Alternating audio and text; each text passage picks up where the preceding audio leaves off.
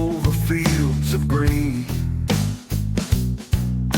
remembering the faces, the moments unseen, the hands that built a dynasty, the vision in their eyes, echoes in the auction ball beneath an endless sky. This is the bullseye, turn the volume high, for the icons of the ages that never will die. From the show ring thunder to the quiet strength they knew, hear their stories now, coming right on through. It's a bitter, cold morning in 1967. Ray Brubacher, 41 years old, a legend in the making, is walking into the office at Lakeside Farm in Wisconsin. And he's feeling the justified satisfaction of a major win. He is carrying a check for $16,500. This is the cleared payment from a critical bull sale in Japan, a deal that took weeks of international travel, of negotiation. It validated his judgment on the global Holstein stage. He's just there to hand that money to William Hasten, the farm owner, and settle his expenses. For 14 years, Ray has been the manager at Lakeside, systematically building this place into a national powerhouse, a herd that could compete with any in the world. And for 14 years, it was all defined not by lawyers and paperwork, but by the quiet understanding of a handshake. But the partnership is already poisoned. Waiting in an office, sitting beside a mentally declining William Hasten, is his new wife, Dorothy. And when Ray presents the check, she delivers the news that shatters that foundation of trust completely. He announces without apology that because of what she deems higher than expected travel expenses, they will only pay Ray half of what they promised. He delivered the sale. He covered the costs up front, brought back this huge windfall.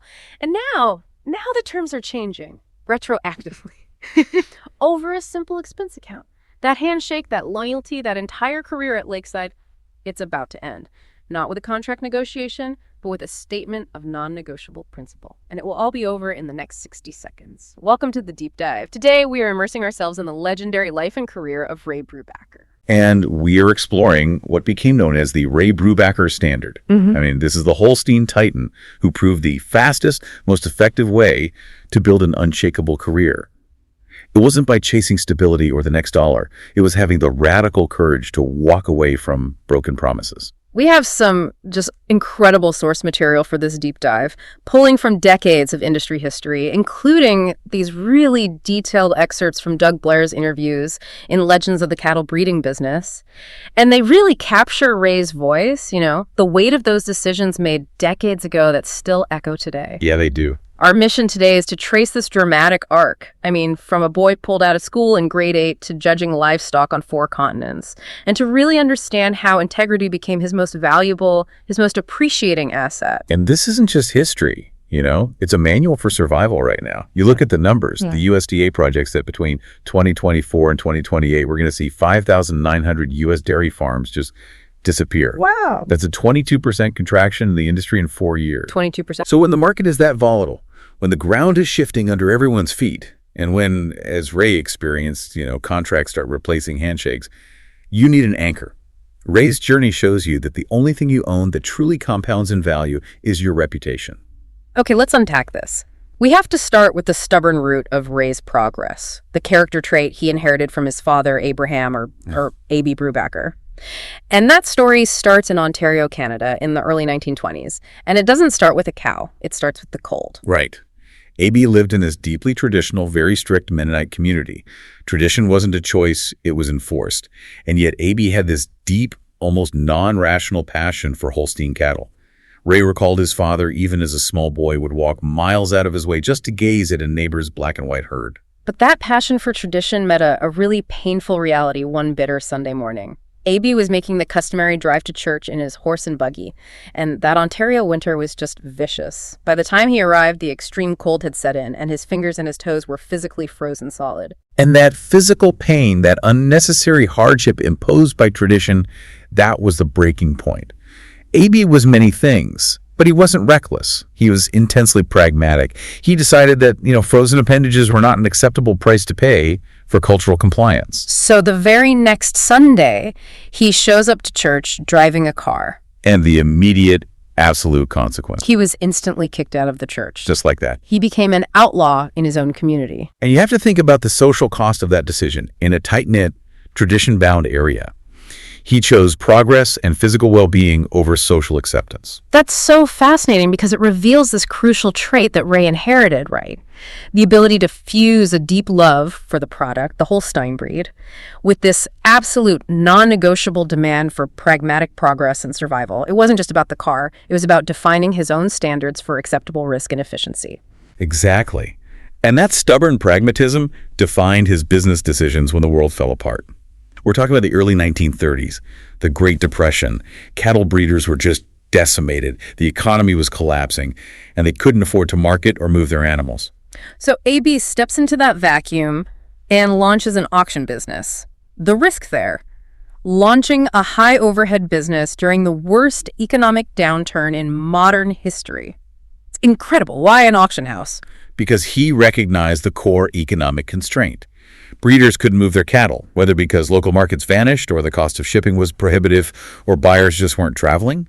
AB thought, somebody better do something about that, and he decided to centralize the market.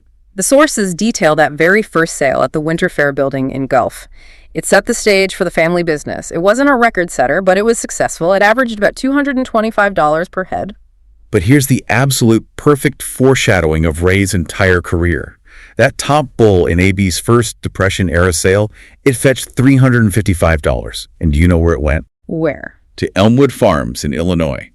The very foundation of Ray's international career, 20 years later, was literally purchased at his father's inaugural auction during the Depression. No way. That connection just shows you how small and interconnected this world has always been. It all comes back to AB's decision that frozen toes were not worth the tradition. It set the whole trajectory.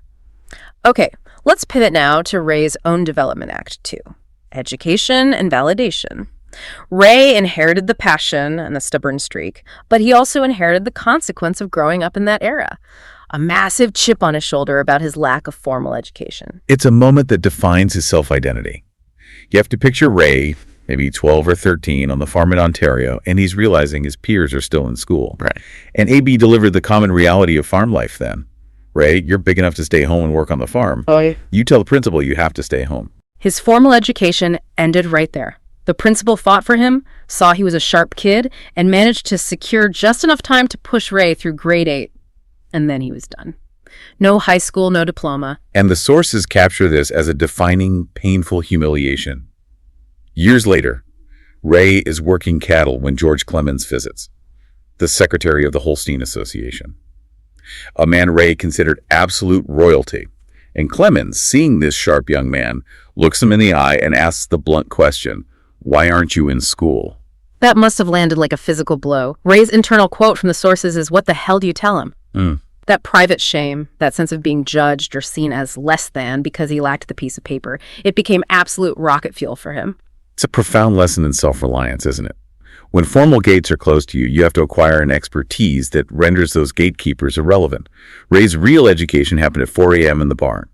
He learned to see structural integrity, mammary system development, the health metrics that matter not in a textbook, but 3 lactations down the line. Yeah. That's the depth of expertise you just can't get in a classroom. And he proved that expertise with a cow that was, on paper, disqualified from greatness.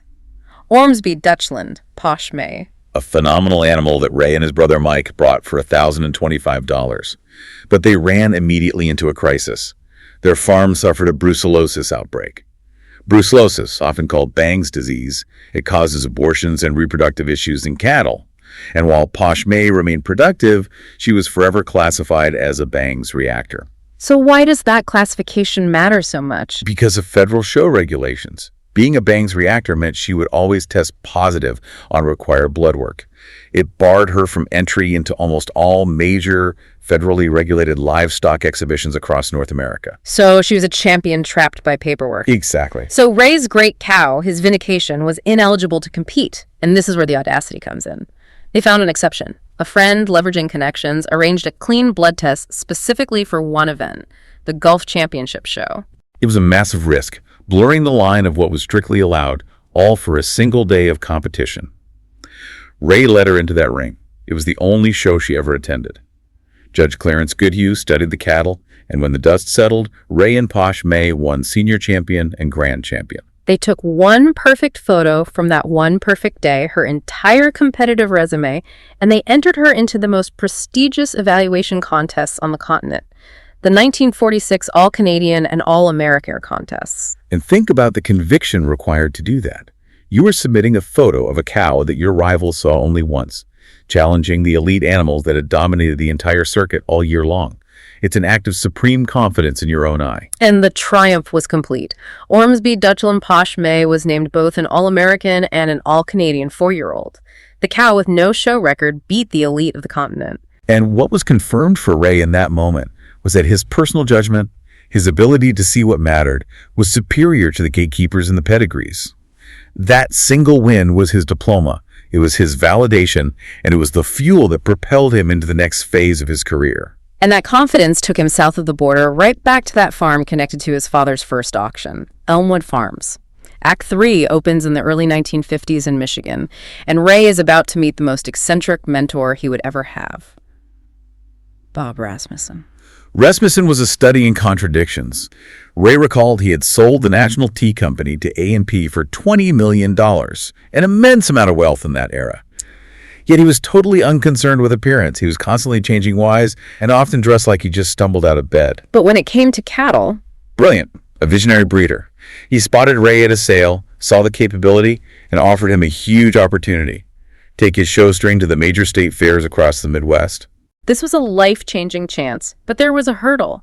Ray was Canadian, and with a young family, he needed a green card, and he needed it fast if he was going to accept this multi-state commitment. Rasmussen's handling of this is legendary. He didn't say, "Let's call an attorney." He simply told Ray to write down his number and said he'd talk to the governor about what they could do. And he did. Ray had that green card in hand within a month. That's the kind of political and social capital that Rasmussen wielded. But the defining lesson Ray learned from Rasmussen didn't involve politics or money. It involved luggage. They were packing for the long drive to Lincoln, Nebraska. Ray has his traditional proper leather suitcase. Rasmussen throws a crumpled, plain brown paper bag into the back seat. The paper bag philosophy, right? And what was inside? A toothbrush, toothpaste, clean underwear, and a few pairs of socks. That was it. It's the ultimate statement, isn't it? Rasmussen was a millionaire, traveling across the country to showcase world-class cattle. He didn't need the trappings of wealth to define him. He was teaching Ray that your reputation and your results are the only currency you need. Travel light because your expertise is your heaviest, most important asset. That's a powerful lesson to receive early on. And the nickname Ray earned that first summer perfectly encapsulated this spirit. After their first big success at Mooseheart, Mike Stewart, a leading figure, asked Rasmussen who the kid leading their cattle was. Yeah. And Rasmussen replied simply, "Oh, he is some hotshot Canadian kid." And that name stuck. He was the young outsider, proving himself purely through results. But Rasmussen, despite his brilliance, wasn't infallible. And Act 4 details the lesson Ray learned about commitment and visibility. The lesson of showing up. This story is so crucial because it shows even the most successful visionary people can sometimes outsmart themselves. They had a 2-year-old heifer named Phobes Weber Burke, and she was crushing the competition. That summer, she'd won first place at Mooseheart, Springfield, Milwaukee, Des Moines, and Lincoln. She was dominant, a lock for the biggest show on the circuit, Waterloo. But as they loaded the cattle for the final decisive show, Rasmussen decided to pull her from the string. What was the logic there? He was getting tactical. Rasmussen thought she was getting a little stale, slightly over-conditioned from the summer tour, and he wanted to rest her to level her udder for the following year. He reasoned that Judge KildThe, who had seen her dominate all summer, knew she was the best, so they didn't need to risk her in Waterloo. And Ray saw the flaw immediately. He told Rasmussen, "Bob, she won't get a vote." He was warning him that excellence that is unseen cannot be rewarded. But Rasmussen was firm. Phobes Weber Burke stayed home. And Ray remembered standing next to Bob at Waterloo, watching Judge KildThe scrutinize the 2-year-old class. Ray said he could physically see KildThe's eyes searching the ring, clearly looking for something, someone who wasn't there. The champion cow was missing from the moment of decision. The aftermath validated Ray completely. She was nominated for All-American, given her incredible record that season. But when the votes came in, 0. Not a single vote. Not one. The consensus was, if you don't show up at the grand final, you can't win the overall prize. And Ray reminded Rasmussen of the prediction. Rasmussen, in his characteristic simplicity, just replied, "Okay, oh well, my mistake." The modern parallel here is so profound. How often do people, even brilliant business operators, get too clever? They try to optimize their calendar, preserve their capital, or hold back their best work for the perfect future moment. Ray learned that day that trust and recognition are only built when you are present. If you have built the greatness, you must display the greatness. When you are absent from the decisive moments, even the people who respect you can't advocate for you. And that lesson, that commitment must be absolute, leads directly to the first major inflection point in Ray's career. Act 5, the first walk away. Ray applied that principle of non-negotiable commitment to his own employment. After his successful run with Rasmussen, Ray took a manager position in Ohio for a man named John Mardig. Mardig was wealthy, described as a hobbyist who treated his farm like a toy. He liked the prestige of having Ray, but he didn't respect Ray's professional commitments. The breaking point wasn't over salary or facilities, it was over integrity. Ray had given his word to the local community, the organizer of a county fair, that he would bring Mardig Farm's cattle to show. But when the time came, Mardig refused. Mardig suddenly got nervous about biosecurity fears about bugs and brucellosis, and he forbade Ray from taking the cattle. Ray had already given his word. Mardig broke the promise. Ray's response was immediate and absolute. He quit on the spot over a county fair commitment. He did agree to stay until Mardig found a replacement, because Ray was a professional, but the principle was non-negotiable. He walked away from steady, high-profile employment because his boss reneged on a handshake promise to a third party. Why? Because Ray knew that if you break your word, you can't look yourself in the mirror. That self-respect was paramount. And this is where reputation starts paying dividends. Word travels incredibly fast in this tight industry. Ray's Wisconsin friends from the Elmwood circuit, the giants like Alan Hetz, Gene Nelson, and Nels Rader, they started calling immediately. They knew a principled man was now available, and they wanted him back. Finally, Nels Rader just got fed up with Ray's caution, handed him his car keys, and essentially said, "Go talk to the man. William A. Hasten needs a manager for Lakeside near Elkhart Lake." So Ray drives up there for the interview with Hasten, and this meeting defined the next 14 years of his life. And it was characterized by two defining high-stakes moments. The first was immediate and cultural. Ray pronounced his name the way he always had in Ontario, Brubacher. Hasten, the proud fourth-generation Austrian industrialist, stops him cold. He corrects him using Sebastian Bach as an example, making it clear. Respect the heritage, pronounce it Brubacher, or this interview is over. It was a test of compliance and respect, and Ray passed by accepting the correction immediately. The second moment was Ray's test. Learning from the Mardig experience, Ray knew he needed absolute autonomy. So he challenged Hasten directly, leaning into that stubborn Brubacher pragmatism. He said, "If I come up here, who's going to manage this farm? You or me?" That's a career-ending question in a job interview if you ask the wrong person. It is. But Hasten's answer sealed the deal. He pointed out his global network, the factories, the operations in Australia, England, Austria, and his main factory in Sheboygan. He told Ray, plainly, if he were going to manage the farm, he wouldn't need to hire anyone. That answer signaled the trust, the autonomy, and the accountability Ray required. Hasten was giving Ray the keys and telling him, your results are the only thing that matters. Ray moved his family to Wisconsin in late 1953. With full autonomy secured, Ray got to work building a powerhouse, which brings us to Act 6. He inherited a good base, but it needed serious repair. He described the Lakeside herd initially as a good basic herd in need of repair. Only one excellent cow and 11 very goods. And this is where Ray's technical genius really comes in. It wasn't just his eye, it was his humility to listen to the right advice. Eli Snutson, a respected breeder, advised him not to chase the latest fads, but to buy dare over sensation, and crucially, to build your own pedigree. Create value through strategic breeding, don't just buy it off the shelf. He also invested wisely, acquiring Whirl Hill Q-Rag Apple Ariel for $3,300, an animal who went on to make 6 separate 1,000-pound records at Lakeside, a massive achievement for production that drove profitability. But the strategy that truly defined Ray's commitment was the personal investment in a crucial breeding decision. He wanted to breed his cow, Athlone Admiral Grace, to the celebrated Canadian sire spring farm, Fond Hope. The logistics were insane. To ensure the highest quality, Ray drove 150 miles to Chicago's Midway Airport at midnight to pick up a container of fresh semen flown in from Ontario. He drove 150 miles back, arriving exhausted in the pre-dawn hours, and bred the cow himself. That's a 300-mile round-trip physical exertion for one breeding decision. That level of personal commitment separates the hobbyist from the professional. Ray didn't delegate that task. He didn't wait for a convenient day. He trusted his judgment on that genetic combination, and he was willing to expend the physical, agonizing effort in the middle of the night to execute it perfectly. And that midnight drive paid off years later with the birth of the bull calf Hasten Fond Hope. High Hope. High Hope went on to sire the All-American Hasten Fontoni, cementing the Lakeside pedigree they had built rather than bought. This commitment brought Lakeside to the absolute pinnacle of the industry. Between 1963 and 1966, they were just unstoppable. They won Premier Breeder at Waterloo in 1963. And for those unfamiliar with the context, Romandale was essentially the New York Yankees of Holstein breeding at the time. To win Premier Breeder, an award based on the quality and depth of your entire string at the biggest show, beating Romandale, was a massive statement about the quality Ray had built. It was huge. And that year, Ray himself won the prestigious peer-voted Klussendorf Award in 1964, recognizing him as the outstanding showman and manager of the year. He was now recognized as one of the big three in Wisconsin, alongside Hetz and Nelson, the very friends who convinced him to take the job. Ray reflected on this later, saying, "Imagine me, a little snot-nosed kid, part of the big three. Are you guys nuts?" Everything was working. He had the prestige, the autonomy, the results. Which brings us, inevitably, back to the precipice of betrayal. We return to Act 7, the final betrayal and triumphant exit.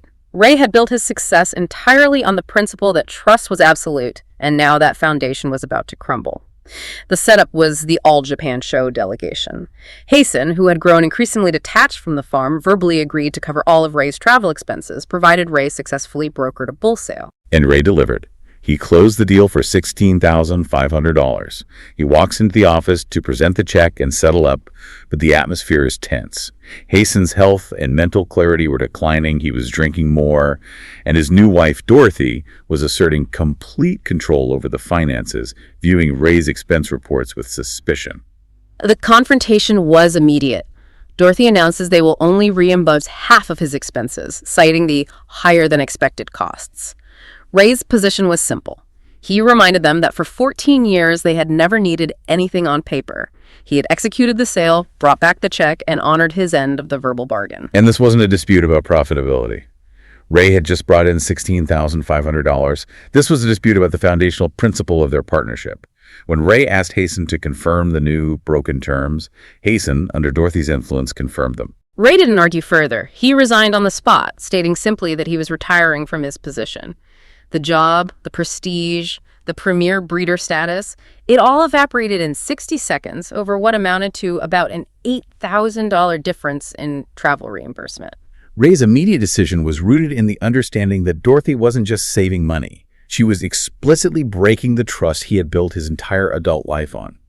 If they could retroactively change the terms of an agreement on an $8,000 expense, what guarantee did Ray have that they wouldn't compromise him on future deals with buyers or breeders? His reputation was worth far more than the Lakeside salary.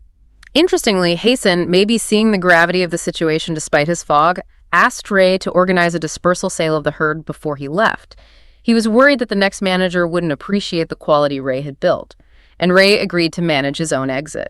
This exit was Ray's ultimate mic drop. He hired Dave Bachman, secured Harry Strohmeyer to take the iconic black and white photos, and orchestrated the massive sale that followed. He wasn't just selling cows.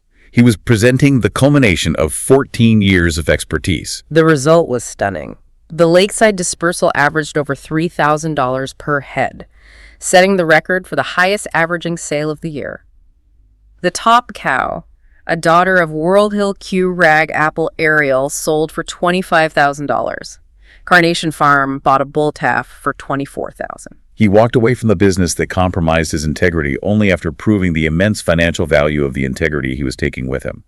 A day or two after the sale, Dave Bachman handed Ray a final check for $9,400, his sales commission from the dispersal. Dave begged him to stay, suggested they form the three Bs, Bachman, Bartel, and Brubacher, to create a permanent sales powerhouse. But Ray was done working for someone else's broken word. He was 41, armed with cash and an unparalleled reputation, and he was going home to Canada. So let's just analyze the immediate return on investment here. Ray quit over an $8,000 dispute, plus his lost future salary. The immediate cash payoff was the $9,400 dispersal commission. But the true incalculable value was the cemented reputation that followed him back across the border. Every major breeder in North America now knew that Ray Brubacher, having proven his financial worth, prioritized principle over profit every single time. And that made him the most trustworthy man in the business. That reputation was the capital he needed for Act 8, the new beginning. Ray returns to Canada at 41, ready to build his own business with his brother Mike. But Ray had learned his lesson about working in inadequate facilities. His condition for returning to the family auction business was non-negotiable. They needed a modern, dedicated facility, not the little matchbox over at Bridgeport. Mike, the steady, cautious counterbalance to Ray's ambition, he agreed in principle. They found a 150-acre property near Gulf. The tension was immediate. The owners told them the for sale signs were coming down tomorrow. This required classic Brubacher urgency. They bought the farm for $60,000 before midnight, securing the location for their vision. Ray immediately started drawing plans nightly for the modern sale barn he envisioned.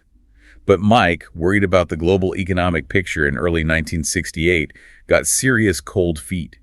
He approached Ray and said they shouldn't proceed with the construction. He feared a depression and the cost was too high. This is a critical leadership moment, defining the future of the family business. Ray's reply to his cautious brother. They were a little too late. The crew was laying bricks on the foundation that very morning.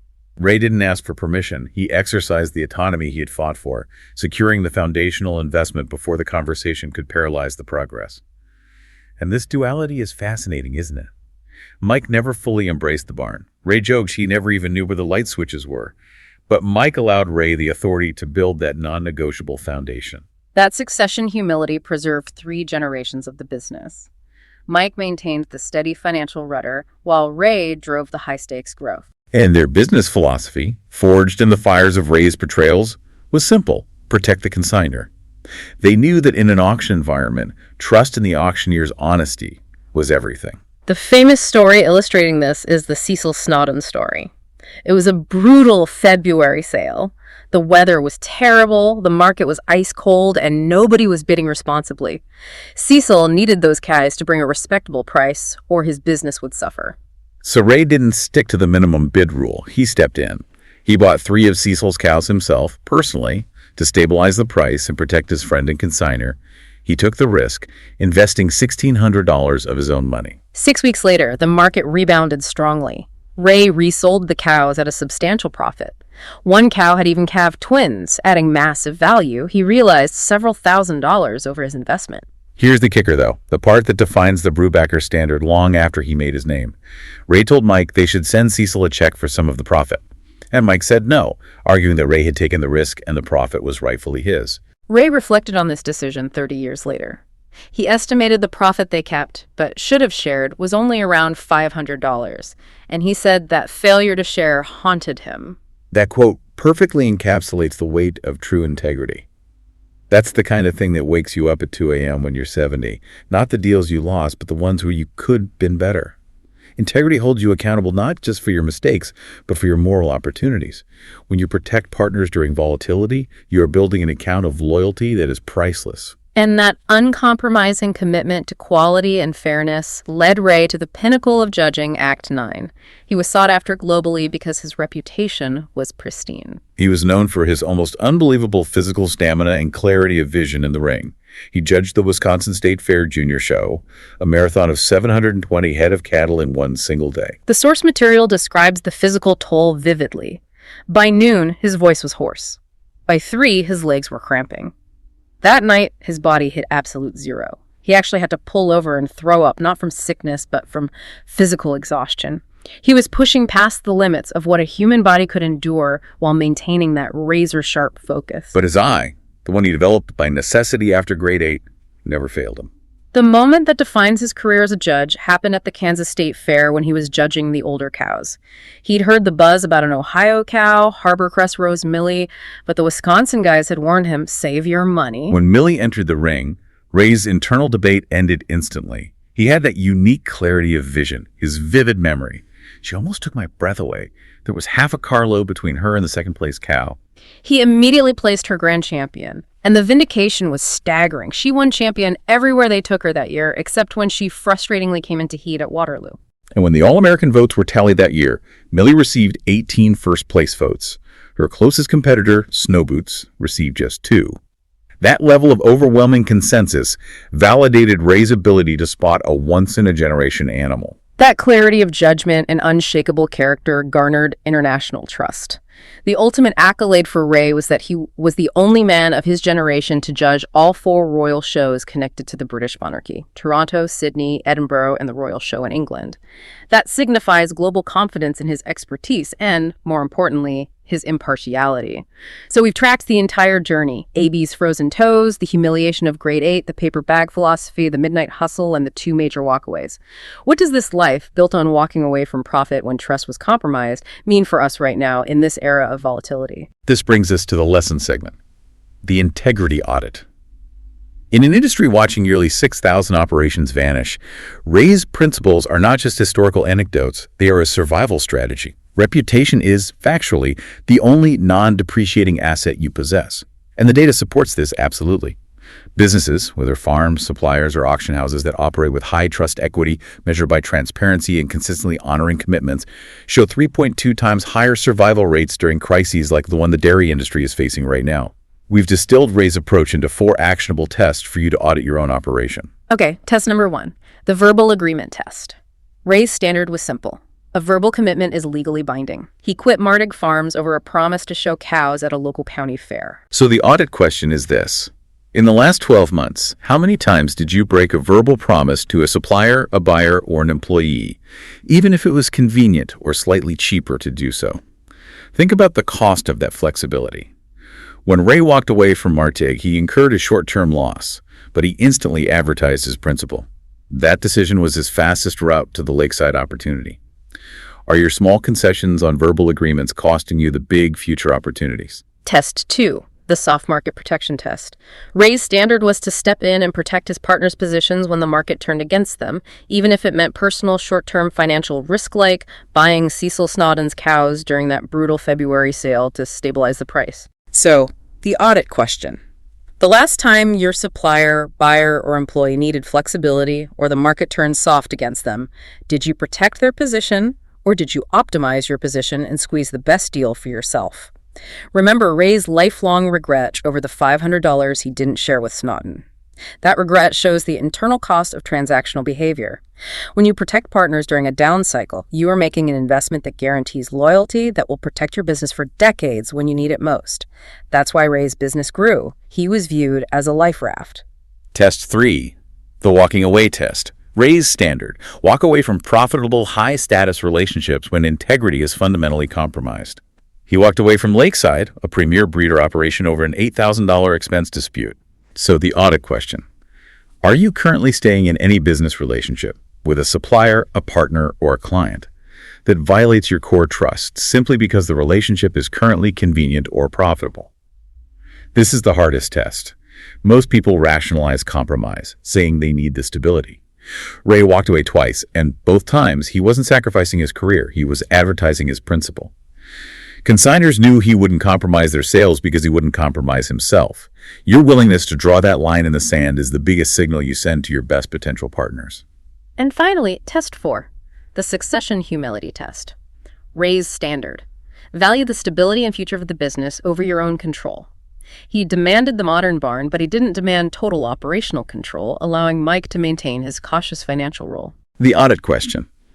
If you are the senior generation passing the torch, are you demanding control of every minor decision until you die? Or are you allowing the next generation one non-negotiable, expensive change, their equivalent of Ray's new modern barn, which allows them to build their own foundation and establish their authority? We watch thousands of operations fail not just due to market forces, but due to internal ego and succession battles. Mike Brubacher's flexibility, his trust in Ray's vision for the barn, preserved 3 generations of the business. You must allow the next generation the authority to build the foundation they believe is non-negotiable for their era of survival. This audit is a tool for survival. You are either building trust equity that will see you through the 22% contraction, or you are accumulating a trust deficit that the coming market consolidation will absolutely expose. We return now to the quiet truth of Ray's story. His legacy wasn't built in the judging ring or the massive sale toppers. It was built in the small, human moments of non-negotiable character. The refusal to back down on a county fair promise, the agonizing 30-year regret over $500 he failed to share. Ray proved, definitively, that a grade 8 education couldn't teach the lessons that frozen toes and broken handshakes could. Your word is the only thing that appreciates, while all other assets, the barn, the machinery, the short-term profits, steadily depreciate. His entire career was built in those decisive moments. The moments when everyone expected him to stay because it was profitable, but principle demanded he walk away, and the moments when the market would have let him off the hook, but integrity demanded he step in and protect his partners. 3 generations of Brubachers built a name that still echoes in show rings and auction barns today, because Ray Brubacher set that non-negotiable standard. All right, if you're driving to the feed store right now, thinking about your next business decision, here's what Ray Brubacher wants you to remember about building something that lasts. First, break your word, I walk. Ray quit 2 elite positions over handshake violations. How you respond to betrayal is your reputation, and that reputation is your most critical business advertisement. Second, reputation is your only appreciating asset. Barns depreciate. Genetics get outdated. But trust, once earned through repeated acts of principle, compounds and is recession-proof. And third, bad markets build lifetime loyalty. The relationships you protect during soft markets, like the difficult decision with Cecil Snoddon, will guarantee you unparalleled loyalty and security for decades to come. This has been The Deep Dive. For more untold stories and profiles from the people who built this breed and define the standards of the industry, head to www.thebullvine.com. Subscribe wherever you listen so you don't miss our next deep dive. We'll be teasing out the legend of the bull that was too cheap to breed and why that decision changed the face of artificial insemination worldwide. See you then. This is the bullvine. Turn the volume high for the icons of the ages that never will die. From the show ring thunder to the quiet strength they knew. Hear their stories now, coming right on through. Oh, tell the tale, the bullvine. Legends live